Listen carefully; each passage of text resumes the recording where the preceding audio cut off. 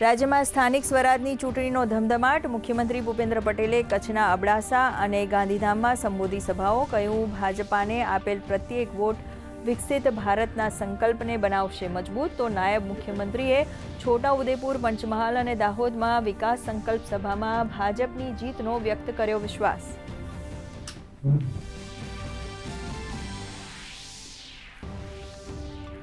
સ્થાનિક સ્વરાજની ચૂંટણી માટે ભાજપા કોંગ્રેસે સ્ટાર પ્રચારકોની યાદી કરી જાહેર.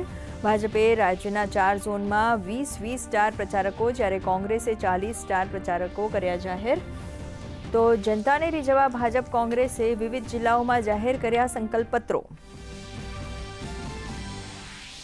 મુખ્યમંત્રી ભૂપેન્દ્ર પટેલે ગાંધીનગરમાં GCCIના વાર્ષિક ટ્રેડ એક્સપોનો કરાવ્યો પ્રારંભ. કહ્યું, ઉદ્યોગ જગત અને રાજ્ય સરકાર વચ્ચેનો સેતુ છે GCCI. દેશના GDPમાં ગુજરાતનો 8.3%, ઇન્ડસ્ટ્રીયલ આઉટપુટમાં 18% અને એક્સપોર્ટમાં 31%નો ફાળો. નારી શક્તિકરણની દિશામાં આજે ઐતિહાસિક દિવસ. લોકસભામાં મહિલા આરક્ષણ સંબંધિત સંવિધાન 131માં સંશોધન વિધેયક અને સીમાંકન તથા કેન્દ્ર શાસિત પ્રદેશ સાથે જોડાયેલા મહત્વપૂર્ણ વિધેયક પર ચર્ચા. અર્જુન રામ મેઘવાલે કહ્યું, આ ત્રણેય બિલ મહિલાઓને સમર્પિત.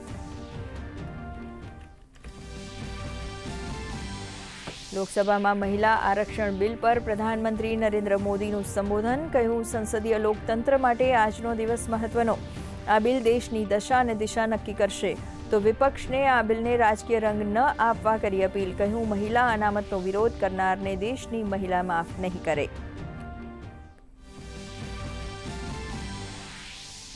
સીમાંકનથી દેશના રાજ્યોમાં ફેલાયેલા ભ્રમ પર ગૃહમંત્રીની સ્પષ્ટતા. કહ્યું, સીમાંકનથી સંસદમાં દક્ષિણના રાજ્યોનું વધશે પ્રતિનિધિત્વ. કોંગ્રેસ નેતા પ્રિયંકા ગાંધી અને ગૌરવ ગોગોઈએ મહિલા આરક્ષણ બિલ સરળ બનાવવા કર્યો અનુરોધ. તો સપા નેતા અખિલેશ યાદવે મહિલા આરક્ષણ બિલનું કર્યું સ્વાગત. સુરતમાં એસઓજી અને આરોગ્ય વિભાગના દરોડા. સચિન GIDCમાંથી 2000 કિલોથી વધુના નકલી ઘી જપ્ત. 2 આરોપીની કરાઈ ધરપકડ. શંકાસ્પદ ઘીના સેમ્પલને તપાસ માટે મોકલાયા લેબોરેટરીમાં.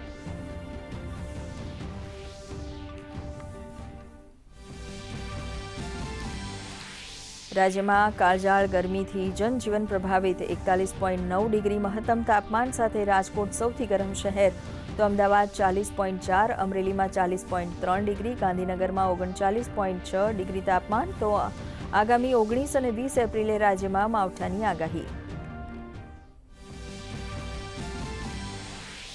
IPLમાં આજે મુંબઈ ઇન્ડિયન્સ અને પંજાબ કિંગ્સ વચ્ચે મુકાબલો. આ સિઝનમાં બંને ટીમો પહેલીવાર આમને સામને. તો ગત સિઝનમાં બંને મેચ પંજાબ કિંગ્સે જીતી.